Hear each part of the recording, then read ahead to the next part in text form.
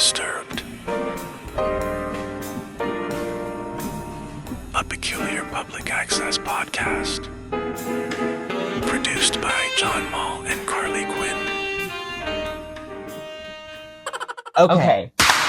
Welcome to Queerly Disturbed Season 2. The drag closet room. I know. I think you may have noticed that we are a little bit out of drag. Yeah, there's no time for getting in drag for this podcast anymore. I'm sorry, folks. No. It's very much going to come and go. Weekly drag We're going to is sometimes just do drag. not a viable thing. And also, I know we were talking about how like audio only is boring. And we're not famous enough for audio only yet. Exactly.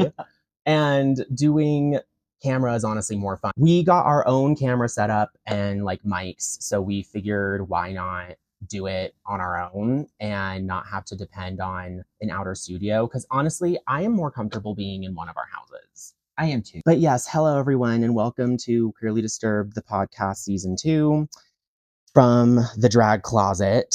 And I'm so excited for you guys to see Carly's drag room. It's gonna be so fucking cunty. Yes. So yeah, you're gonna see like us in here, us over there. We're gonna have friends on. It's way easier to have friends on now. We're in a dumpster. Sometimes we're gonna be in a dumpster. Sometimes we're gonna be in a hospital room. Sometimes we're gonna be at a Wendy's. A morgue. Sometimes we'll be at a morgue. Yeah, we're just gonna go everywhere that we can go. That didn't work. I do have to say, being on camera out of drag does low-key feel kind of awkward. It does. It's kind of funny. Awkwardy on I'm like, yeah, it's like really. But where's my wig? Also, okay, Sungsoon, are you gonna be our fucking director? She's gonna make sure we're being within continuity. She's our stage manager. She okay, said, Miss Girl. Keep focused. Yeah, you want to say jingle. hi to everyone? No one's ever seen you before. This is my kitty, Sungsoon. She's so sweet. Yeah, she's such a baby. We need to input that. What's that meme of like, she is so great. You know which one I'm talking about? She's so great. She's well behaved. Yeah. She is not afraid, I think. Yeah, no, literally her. That's her. But yeah, girl, what's new? Well, we've been in a lot of planning. You know, after the Draggies, this is kind of our weird little slump of the month. We had our birthdays where we are officially a year older.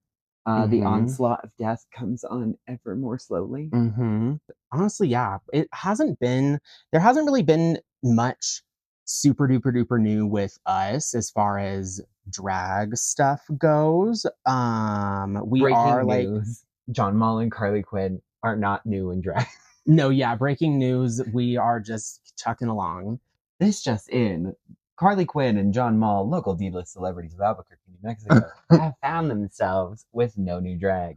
No, literally. Well, we do have new drag, but it hasn't been like money. It hasn't been like, it's not like we're making hyper giant crazy transformations. We've just been like making a lot of drag better, and like Carly has developed a shopping addiction.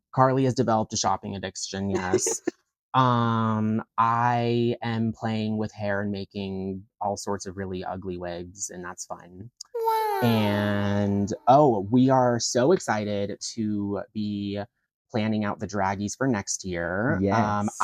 We're not going to spill any details because it's really important that we keep it very tight, but I'm very excited for where we do it. Thing where if we say too much, it won't happen. It happens to us and so many other people. Yes. Like, don't talk about your ideas too much with people. It's like letting out the family secret for like a pie recipe or infidelity. You know, like there's deep rooted family secrets that you're like, oh God, if this came out, you know, the local weather woman would be up in arms about it. Exactly. So no full spilling. Chemise top, nipples as hard as diamonds, and she'd be like, breaking news. It's no spilling, but there is a lot of stuff to come. I'm excited for that. We have some fun stuff planned out later this God, I fucking have been having all sorts of brain farts. I blame long COVID because the lion does not concern herself with deep fog of brain. I blame long COVID and weed and also being really stressed out by technology. I'm trying to think of what's new, but like as far as drag community stuff, oh well, drag community stuff. Oh, all sorts of things have happened. All sorts of things have happened. But not really like, with us. I felt like the math meme of like all the math going around my head because I was like, wait a minute, what stuff? Oh yeah, just so many things. Oh, like Dragula season 2 of Titans is out. Dragula season 2 of Titans. And it's we wrapped up All Stars of Drag Race. I love that. Did we wrap that up? Yes. Before the Draggies or after the Draggies? I can't remember we did when. It before. I can't remember when All Stars ended. I think it was around the same time. Yeah, I think it was around the same time. I love that we're talking like Starfire from Teen Titans, where we're like, I loved the All Stars of Drag Race. I love the Titans of Dragula. But yeah, let's talk about Dragula. How do you feel about Titans? We got two. We got two. You gotta put like a dong, like a two.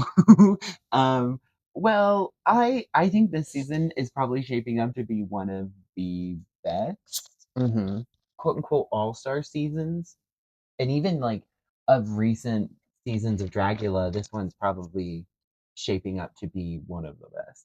I know people were kind of like, why bring back Eva and Abora? But you know what? Drag Race has literally done that so many times. How many times has Ginger brought back? Right, and Jujubee, like, it's fine. Oh my girl. So I honestly don't think it's that big of a deal. It's reality TV at the end of the day. A lot of this stuff is like pre-constructed. And also, I think it's fun.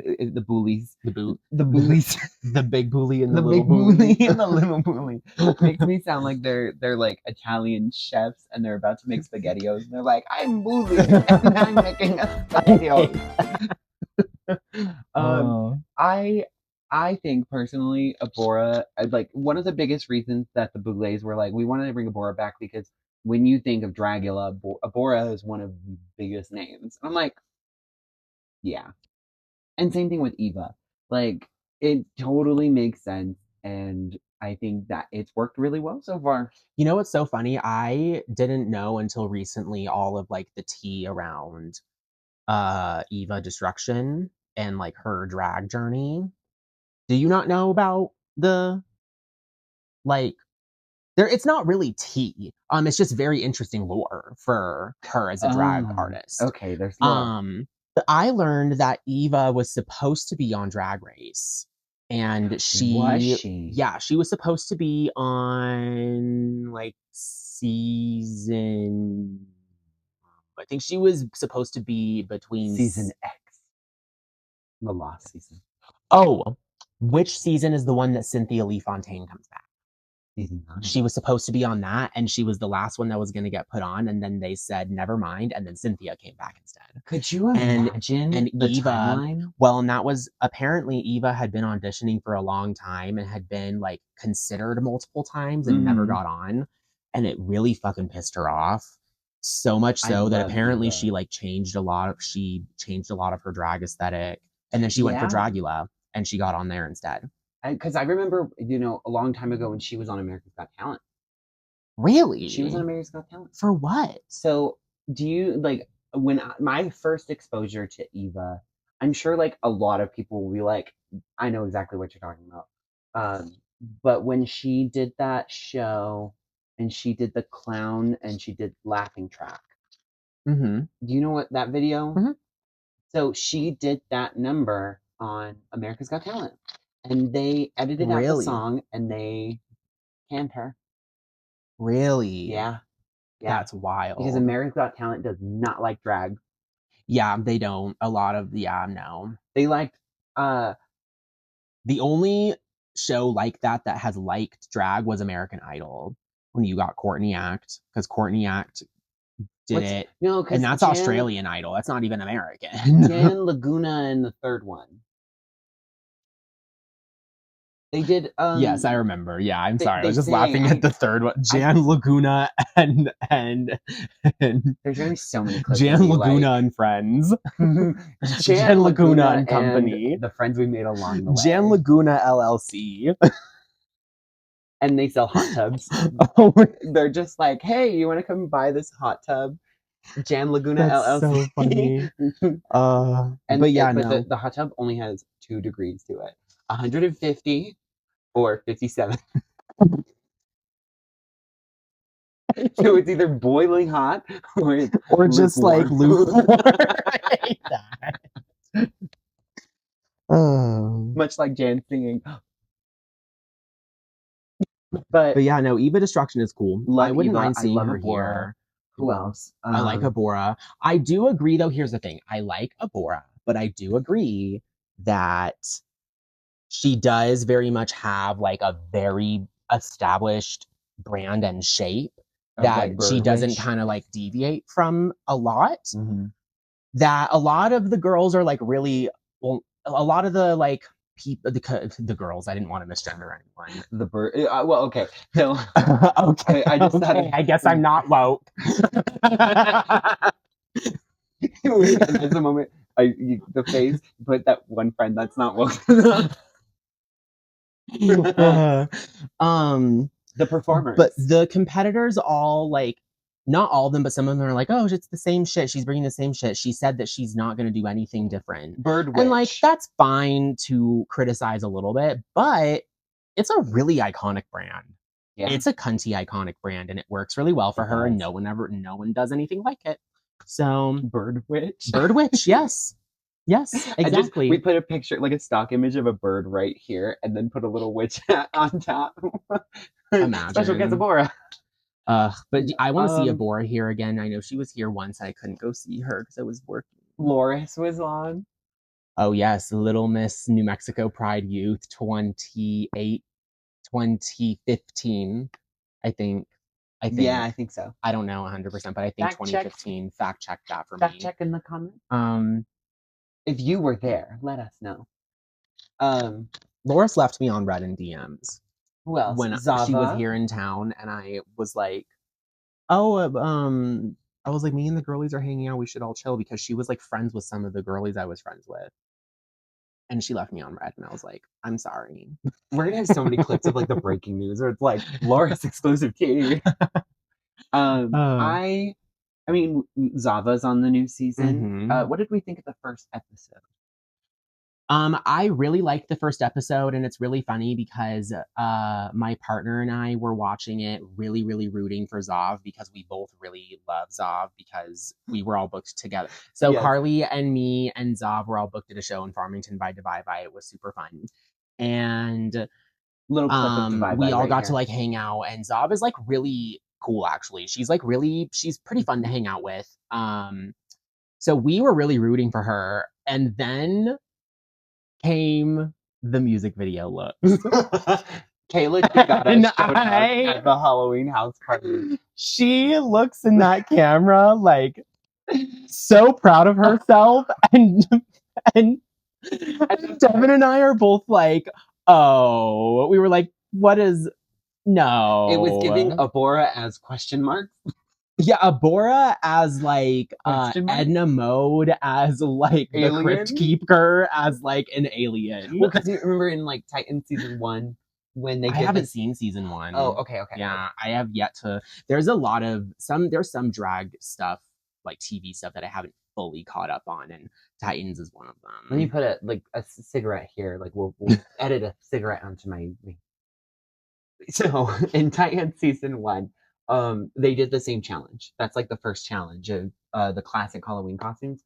But that's why in season 2 they were very like, we need to recognize it as a specific mummy, skeleton, ghost, whatever. Mm-hmm. Because Abora, she showed up. Let me please hold. Let me pull this. She looked season 1 Oh my. Titans. I'm ready. Okay, where is it? I'm so sorry, folks. I'm so sorry. Whoa. You tried to say I'm an alien. We'll post the picture. It's still a bird. I love, okay, but this is where I kind of relate to Abora sometimes, where sometimes I can relate to Abora where there will be occasions where And they literally put Abora as shimmering. I can low-key relate though, where I will like do something that I will describe as a thing. And everyone else is like, girl. And it literally isn't, it's not that it's not that thing, it's actually just like really the same thing I always do. And I'm aware of it. Like, I'm aware that my reach is sometimes actually not super far stylistically as far as like certain things. But I'll literally be like, I'm gonna do something amazing, I'm gonna do something so new and innovative, and then I do it and it's something I wore like I've totally done before. This just in, John Mall wears a black dress. Yeah, no, yeah, this just in John Mall outfit repeater. Like it's hey, now, no rags on the outfit repeaters. We love we outfit both do. repeaters. Yeah, we both outfit repeat. Yes. But the way I can you relate looked me a little up and down, and you were like, no, I looked down because I was wondering where the blanket went. I'm so sorry. That's so funny. You said, I know what. Ooh. I said, oh, there's barefoot. that Gaga clip. There's a lot of people in this room who know exactly who they are. There were a lot of looks on the first season or the first episode that I really did enjoy. Eva and there were looked some great. that I really didn't care for that much. Okay. So if we had to like highlights, toots and boots. Welcome to Fashion Photo Review. Yes, I'm your host. I would say like my top 3. And do you have the whole cast on? Do you have that memorized of who's Pretty on much, the show? Okay. Yeah. I mean, Abora as a scarecrow worked really well. Honestly. Oh, it looked great. Yeah, it looked great. I see what the girls mean as far as she's not doing anything really new. But is it a good look? Yes, it's a good look. Stop trying to make people look bad because they don't do something that's style. Like right, because they don't do something super duper duper new. The look was still unclockable. It was great. And I mean, it's something that it's like, oh yeah, that's very Abora and it worked. Mm-hmm. Versus like the first one where everyone went, what the fuck are you? Yeah, no, right. It was very and even clear. She was like, yeah, no, it was very clear. This one was very clear. It was very much a scarecrow. Eva looked really good. Eva looked very, very good. And she definitely deserved the win. Yeah. I also think like Sigourney's was on the simpler side, but honestly, it takes a lot to get that red really smooth. And so it looked really good. And I mean, I also think if it was me giving a personal critique, I would say I wasn't personally a fan of the color of the wig. I think if she would have done like I remember you mentioning that. Yeah. Yes. Mm-hmm. If she would have done like a blue to match the dress or like a black, I think I would have probably liked it more. Mm-hmm. My thing, I think the look head to toe as far as its construction is all very well done. The things that I didn't really care for was I didn't really care for the blue-red contrast myself, and that's only speaking on my drag. I'm not speaking on it as like as the quality. Okay. It's just for me, if I was Sigourney Beaver and I was making this look, I wouldn't really like doing the red-blue contrast, but I understand why she would maybe choose a red-blue contrast. Red stand out yeah, because they're very complementary to each other. Right. They're not. I don't think they're completely opposite on the color wheel, but they're very close to opposite on the color wheel. Yes. So like, I get it. But there was a side of it where, because of the color scheme, it was giving a little bit more Marvel character devil than like a Halloween costume devil. But it still is the red that very much communicated it. So it was still very clear, like red devil. I personally would have done maybe a black dress and contrasted it differently, but it's still a good look. The blue in certain light looked black.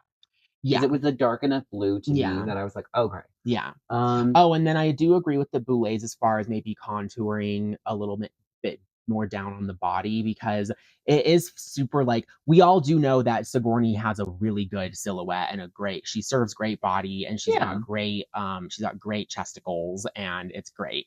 But the thing is makeup, as far as also playing like a more high fantasy character like a devil. Yeah. I understand what they were saying as far as maybe contour the boobs just a little bit more, because since she already has a very nice set, adding the more like contouring and the more just nice more depth. Crazy. I'm trying to be respectful. like it's just like add you're more rolling down to the window and you're like, nice set. well, I could have said rack and tits and fucking jugs. Like, I could have. But no, like, she has a very nice, like, breast, like, shape and silhouette. Adding the makeup for it being a double character, I think, would have heightened it a bit more. But all the makeup that she did on it was blended. It all matched. It was all very good. So it's not that it was like a bad look. It was just very small things as like a professional. Like professional to professional, the Yeah. Boulets to her. I understand what they meant, and I do agree with them. And so I would say my third place with Eva and Abora is Blackberry. She did the mummy with the poppers. Blackberry's mummy look was fucking cool. It was I really so like good. the mummy look. I think the it was poppers in the fun. wig was really, really funny. That was really cute. I think she constructed that whole look very well. All of the space and the like pretty much like the volume, like the proportions. Yeah, I didn't want to say weight because that doesn't make sense. Right. The proportions of everything were really evenly done. It was really nice to see that she proportions it nicely and she has a good vision for that. Yeah. Yeah, she looked really good. Who's your top three? My top three would be probably, yeah, Eva Destruction. Okay. Oh, who else? I did really like Priscilla's Farrah Fawcett, like that werewolf was really look. funny. It was like campy in the right way. I kind of put it in, I like to have it in my top three just because in the exact context of going to a Halloween party. I'm so sorry, folks. So sorry. In the context of going to a Halloween party, it is like so clear that that she's going to a Halloween party. And it's funny. Like, and it's funny and it's cool. Yeah. I liked Jaharia's spider look. That was fun. She looked incredible. That was really good. I am totally beating around the bush and avoiding saying Dahlia because I liked Dahlia's look, but I don't like it really for the like Halloween party theme. But at the same time, there will be like a whole generation of, I'm pretty sure, like there's probably a whole generation of like Gen Xers that would beg to differ because the one-eyed flying purple people eater was a very popular thing. Right. I was going to say, I recognize when was it popular?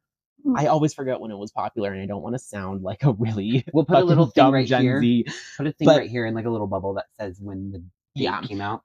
So I understand in that context with maybe that argument, and I'm like, I guess I can accept it. But for me, I just didn't really get like classic costume from it. It was way more like high concept look than classic costume. Because the thing with classic costume is there is a side of it, in my opinion, where simplicity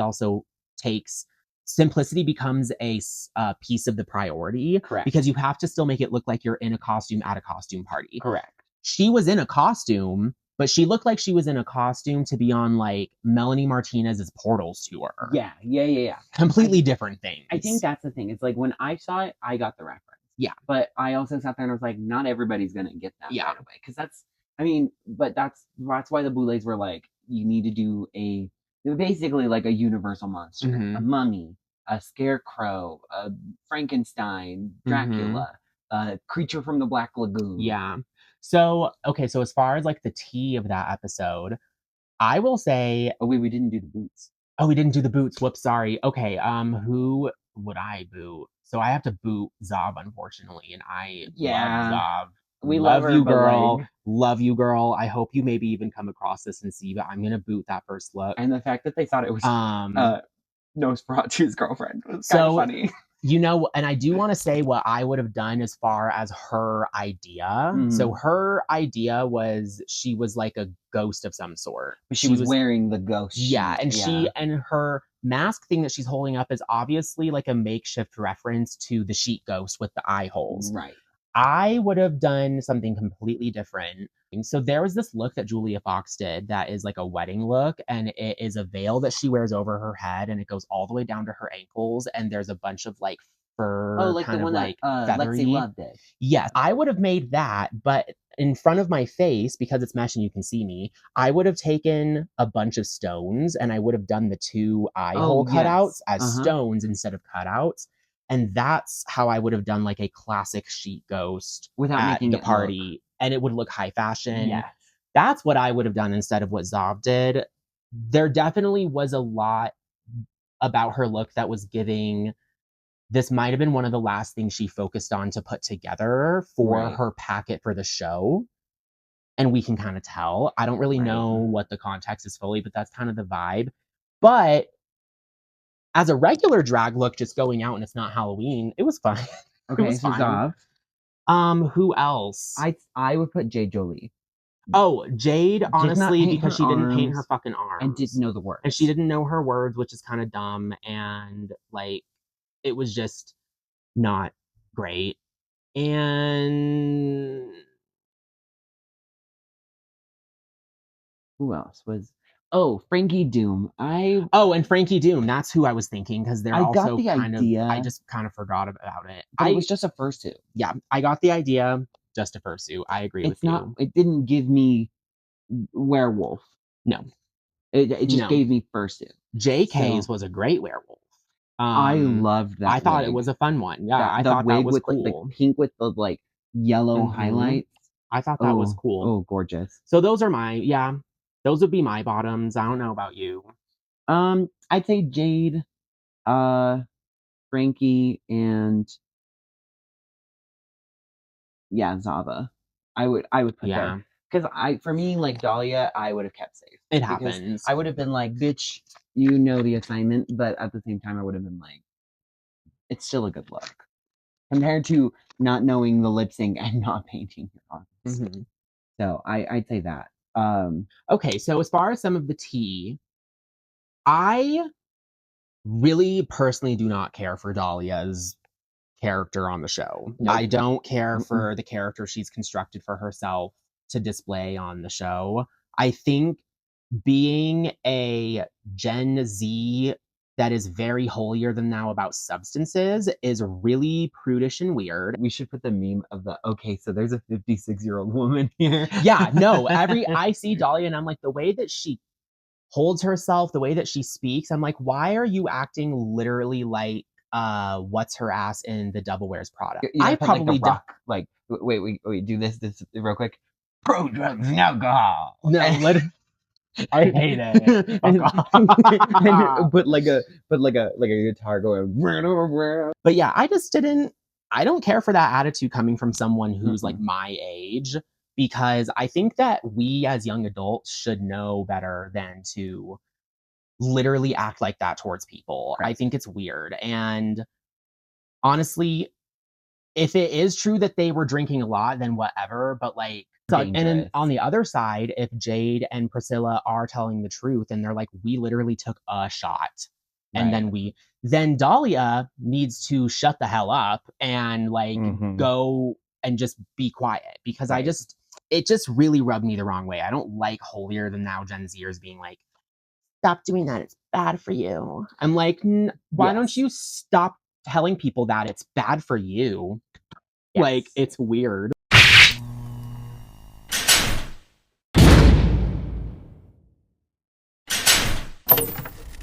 Okay, so now we've hit our segment of the Kaya Asylum. I know it's Kia, but you know what? Kaya, for some reason, just sounds funny. You'll say Kaya, I'll say Kia, because I keep saying Kia sometimes. Yeah. But the Kia Asylum is like it's a metaphorical, energetic, metaphysical third space. It's a metaphysical third space of exile for when you start to. And there's a couple reasons to go there. It's actually kind of morally and this relates up. To pop celebrities. It's a little bit. If you'd like us to do one on like Drag Race or Dragula. Well, and it's a little bit morally fucked up because essentially it's a pool of people that go all the way down as being kind of the worst people ever. But also the ones that float at the top are the ones who have been never been in the walls. Like maybe they've been like really criticized over something. they're not necessarily horrible people. They've been maybe criticized or all tried to be canceled over something weird. Yes. And it's kind of now made them very close, if not essentially blacklisted. correct. In a sense. Or their career has taken a weird shift. Right, but it's a weird list because they're up here, but then down here you have people that are like probably literally a racist, a homophobe, a transphobe, like, and it's kind of a crazy list, but it's kind of a fun one to build. And like there's a general one on the internet for like celebrities, but we thought that we would make one ourselves. Let me read the tier list brought to you by Tier Maker. So for this, we have at the very top, going down, never a patient, recovered / escapee, triage, which means that they're like getting in the thick of it, newly admitted, brief stint, which means they were there for like maybe a week, 28 days, literally what it means, on parole, visitation rights, solitary confinement, and 5150. Nice. 5150 being the absolute worst. Yep.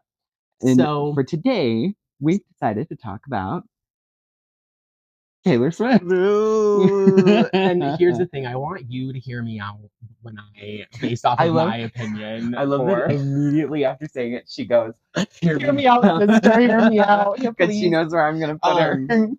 Because I know that you're going to want to like put her as never a patient, potentially. Maybe.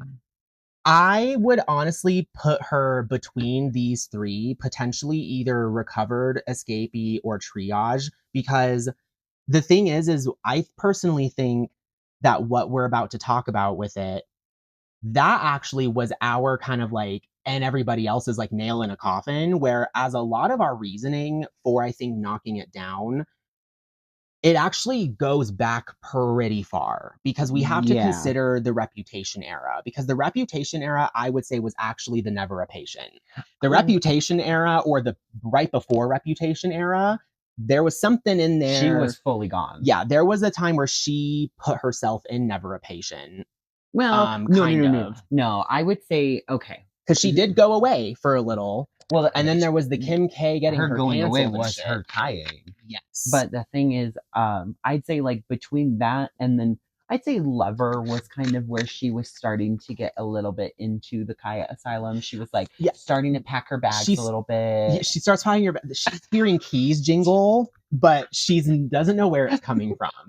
She's hearing jail keys. Delusional keys. Yeah. The like cup at the door. Yeah. Katy Perry's on the other side. Like, she's hearing the sound of the chalk for the tally marks. Like but she doesn't know why. And I think COVID saved her ass from that, because she would have done like I think she would have done like a residency at Vegas. Yes. And it would have just been a whole... I think the keys jingling in her imagination is when we started to kind of not we, but like society. I would say society, as far as not even like big fans, but like mid fans, and then people that aren't really fans at all. Right. When they started to recognize that Taylor Swift was getting in this just a really strange production and writing pattern, that people were noticing just copy pastes throughout almost every album, including the really good ones like Folklore and Evermore. There was the keys jingling in her imagination are some of the weird thing where she's now almost in a form of a rut that isn't super objective and able to clock.